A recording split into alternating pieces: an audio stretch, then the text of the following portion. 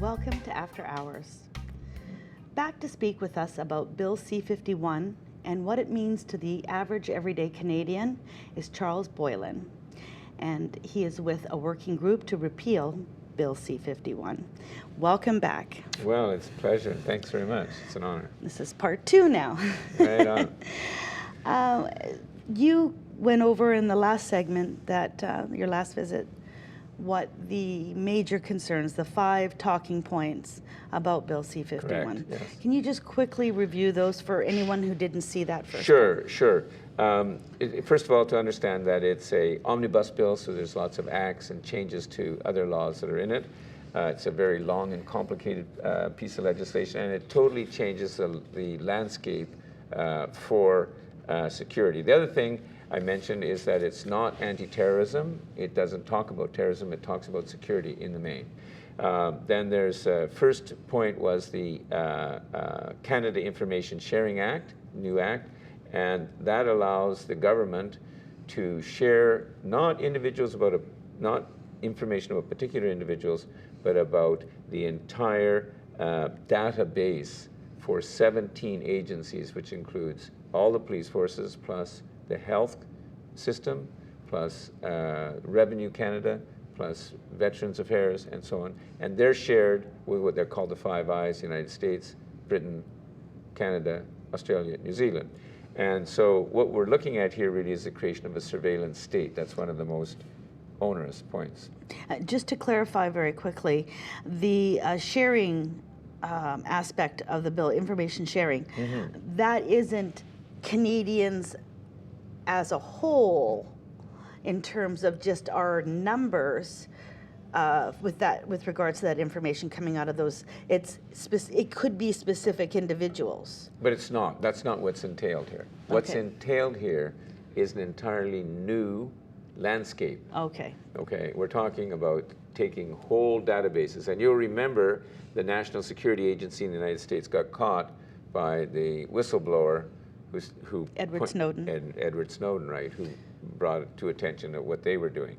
So that's what's going on. Okay. And that's what's legalized in this Information Sharing Act. It's not benign. It's not about, oh, we'll share information between the RCMP and the Vancouver Police about Joe Blow. No, that's not what we're talking about. We're talking about taking whole databases from 17 agencies of the Canadian government and sharing them with each other and with foreign states.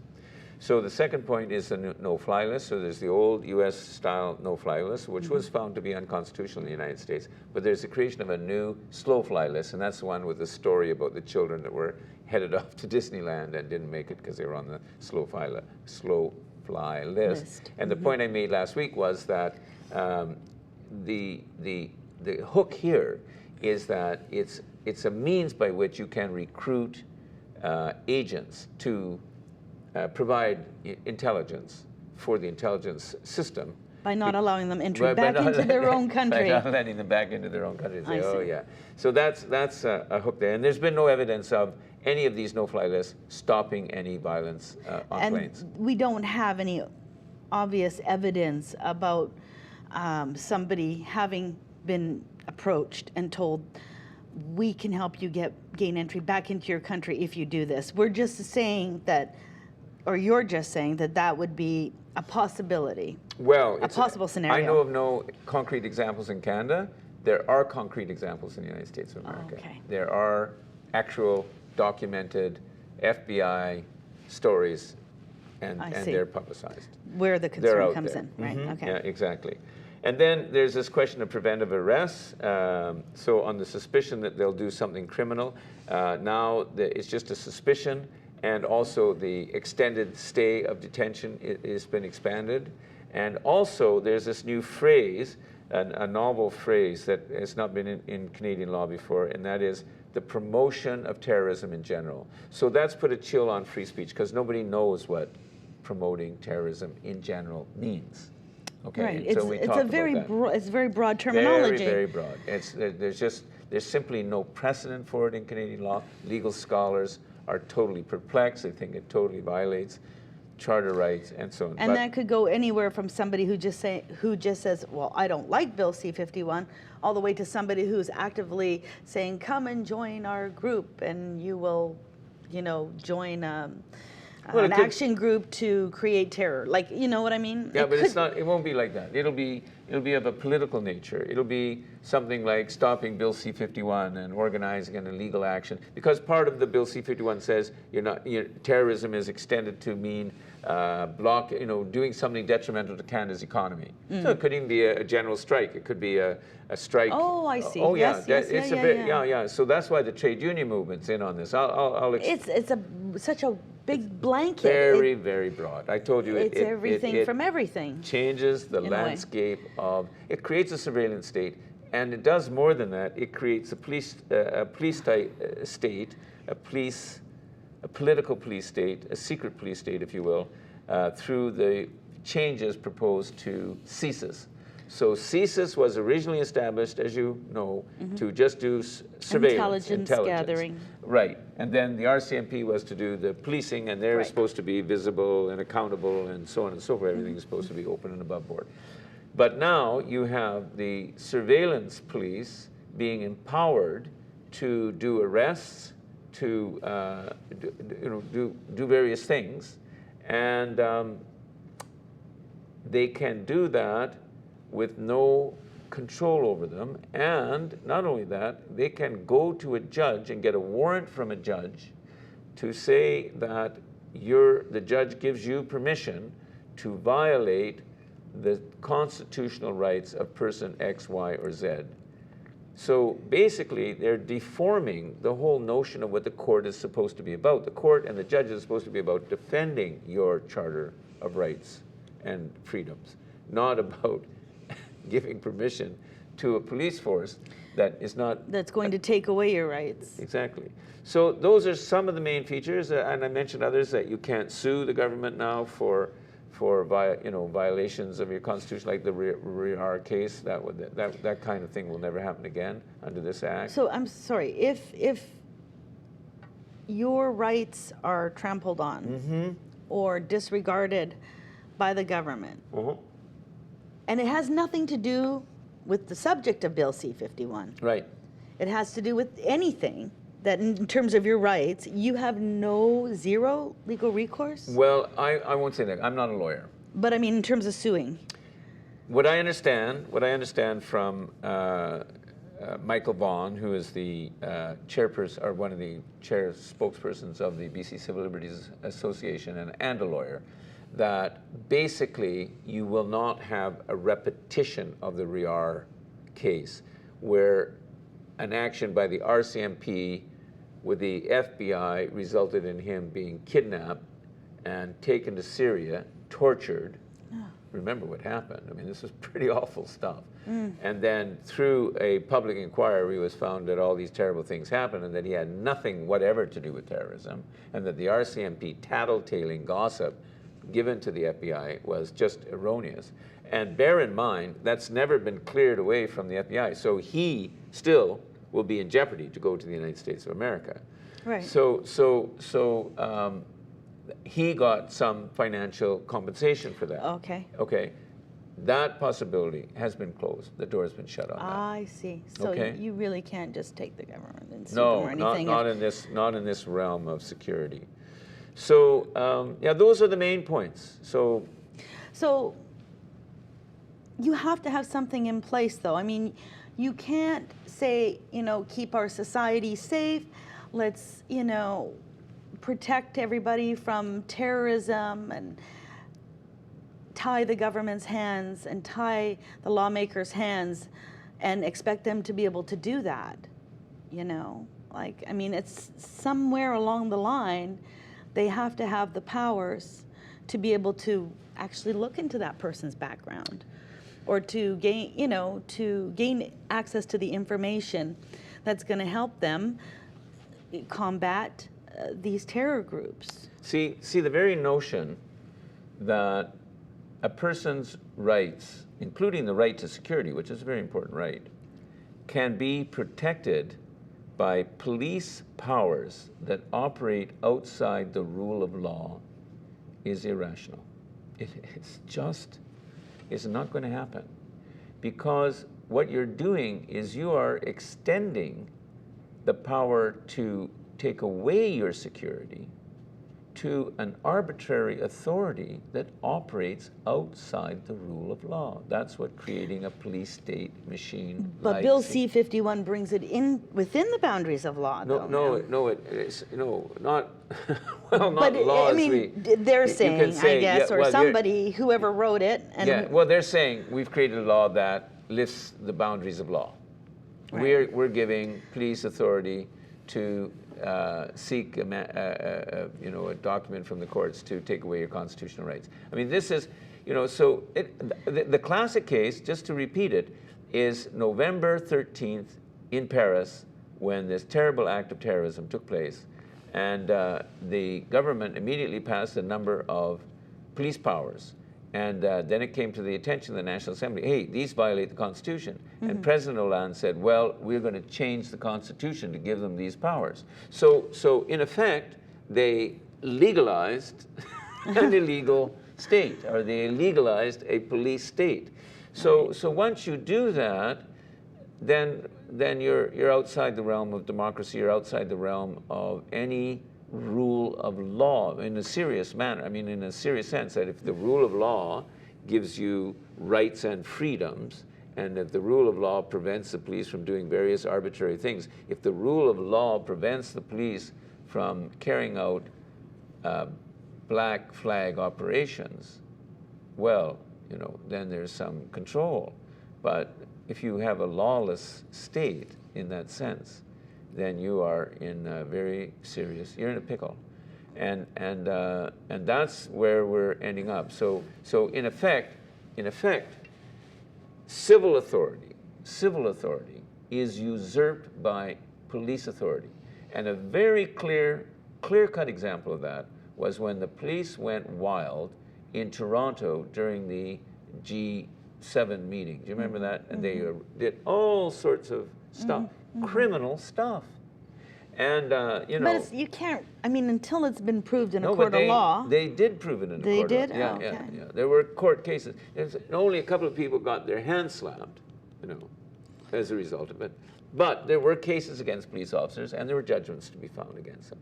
The point is that it's very tough, to bring the police into full scrutiny, under full control. It's a powerful institution. I mean, I can remember not so long ago, and this is all pre-C-51 days, and there was a case, they called it the Three Amigos, the three presidents, Mexico, yes, Canada, United States. They met in a little town in Quebec, Montezelle. I can't remember now, but anyhow, whatever, tiny little Quebec on the St. Lawrence River, right there. I was there, and there was a trade union that took some pictures of these hoodie guys, anarchists, so-called, in quotation marks, and they were exactly the same boots as they were police issue shoes, I believe. That's right. And yes, then it came out from that they were agitators. They were cops. They were professional agitators. They were members of the Quebec Provincial Police. That's what they were accused of, yes. Well, no, not just accused. The chief of the Quebec Provincial Police came on a television show like this and said, yes, there are members. So there was no shadow of doubt here. But then he floated the same argument. Well, we had to do intelligence, and we had to find out, and they weren't violent. Well, I'm sorry, they had rocks in their hands. So what they were up to, but this is, these are black arts, the black arts of the state, and they go way, way back, and so I don't know where you want to direct me now in this conversation, but I know where I would like to go with this, because I just want to say though, we need to have certain things in place in order to keep order in society, to keep everybody safe, and to safeguard the general public. Yes, basic right. Security is a basic right. We need that. Absolutely. And we also need to ensure that the general public, that all of the citizens of the country are allowed to have their rights and that their rights are upheld. Correct. Somewhere in between there has to be a medium, a place where everybody can meet. But what you're saying is, it's the way that Bill C-51 was put together. It's the way it was worded, in that it speaks in such general terms that allows for people to be abused by the state, basically, and have no legal or no recourse in a court of law, and they're actually losing their rights. So can we not just rewrite this? Can we not get together committees to sit down, representatives of the different levels of government and of the community, and say, let's work on this together? That's not how this was originally written, I gather, or it wouldn't have been written like this. Rhonda, I have to say that those are your words, not mine, about how you achieve security. As I said just a moment ago, to think that you can guarantee citizen security in a state where the police operate outside, a secret police operates outside the rules of law, the governance of laws, you can't have it. By the way, that's how CSIS was created in the first place. The RCMP was found to be doing all sorts of illegal acts back in Quebec at the time of the FLQ, the 1970 War Measures Act. They burned the barns. They stole the Parti Québécois membership list. They had arrested 500 people without proper charges during the War Measures Act, and so on and so forth. So they were basically running amok. Well, they were running amok, and they were doing criminal things. So then that's when the MacDonald Commission said, okay, guys, we need to separate the two. And now they have remerged the CSIS with police powers. I see. So what we're looking at really is a different kind. We're looking at the evolution of a state that, as I say, puts secret police powers above the civil power. And that's where we're in very serious trouble. So now, let's come back to the issue of security, though, okay? Because it's very important. People want security. I want security. I don't want to be at a public gathering and have anything occur. Blow up, yeah. Exactly. So here's the thing. Good policing is known about. Good policing has been established. Good policing, as a first principle, means that the police forces have close and friendly relations with the people, and the people trust the police. That's so important, Rhonda. You want to know what's going on. You're living in a sea of fish. You got to be able to, converse with the fish. You got to be able to swim with them.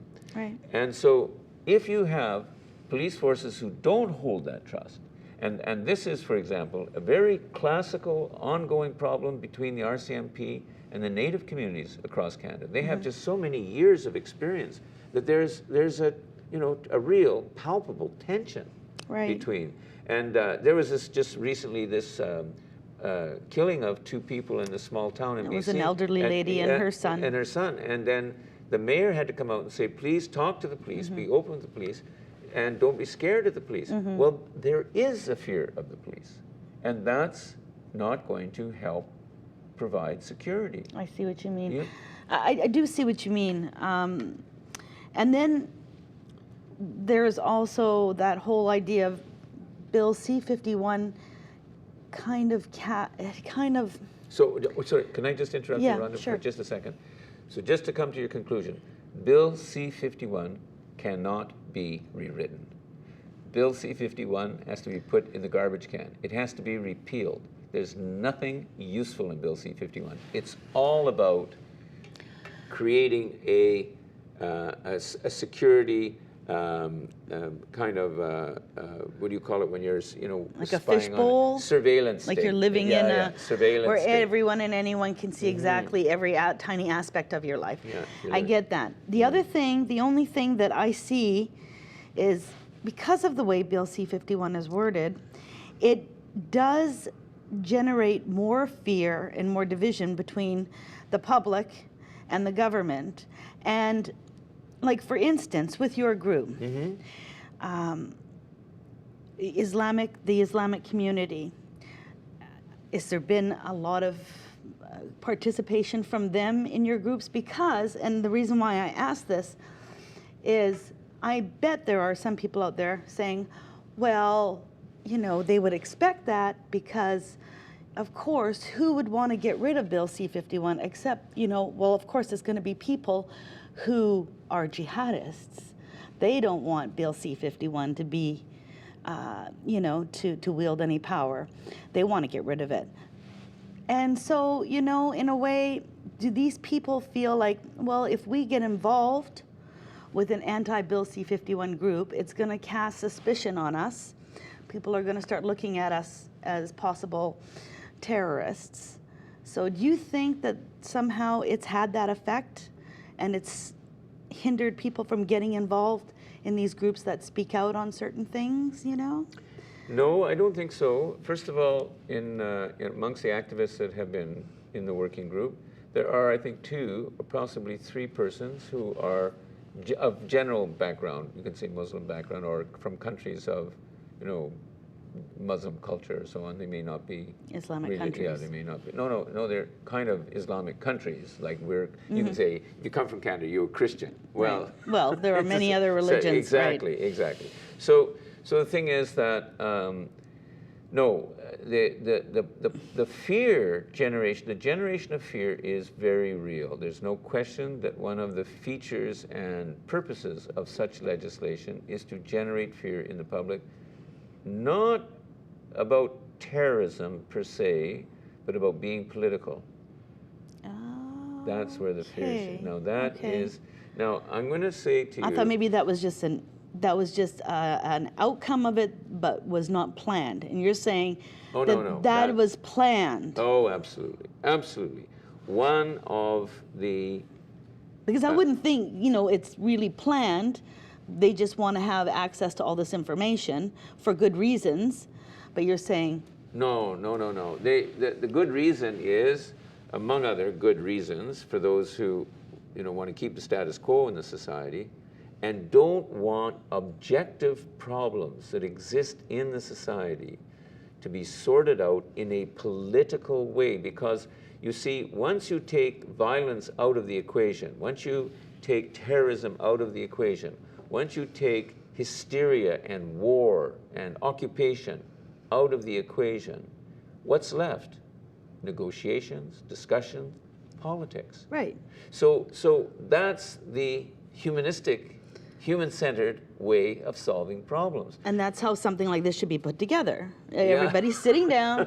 No, something like this should never be put together. Because well, not like that, but if they want to, you know, revamp some laws. But policing should be also human-centered. Like I said, the police should have trust in the community, and the community should have trust in the police. Things are different these days because we have the internet. I mean, 20, 30 years ago, when many laws were made, you didn't have the internet, and people have access to information, and they're able to recruit other people to their causes using the internet now. It happens all of the time.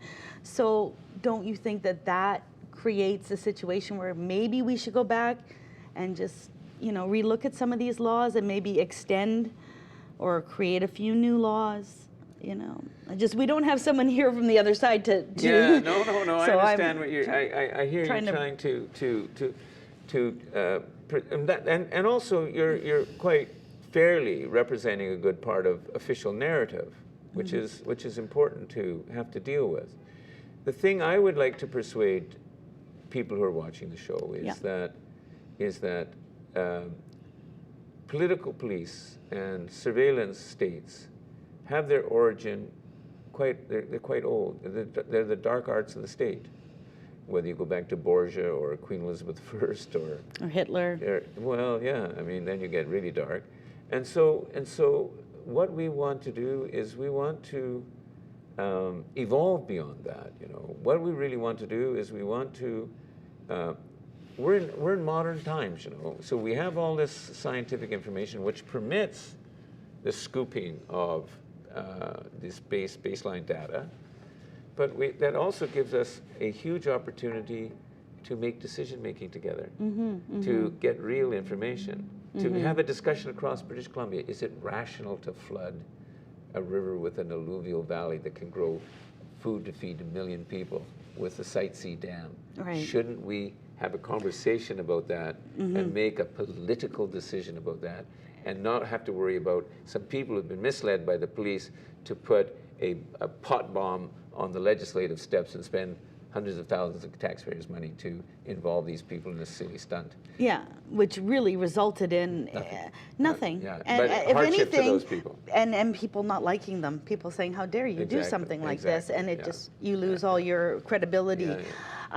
So some of the other groups that are involved with Well, all the people who have taken a stand against C-51 is very, very broad. So all the trade unions, the Canadian Labour Congress, the BC Federation of Labour, my union, Federation of Post-Secondary Educators, the BC Teachers Federation, trade unions of labour councils have passed resolutions against it. The Civil Liberties Organization have passed resolutions against it and taken action.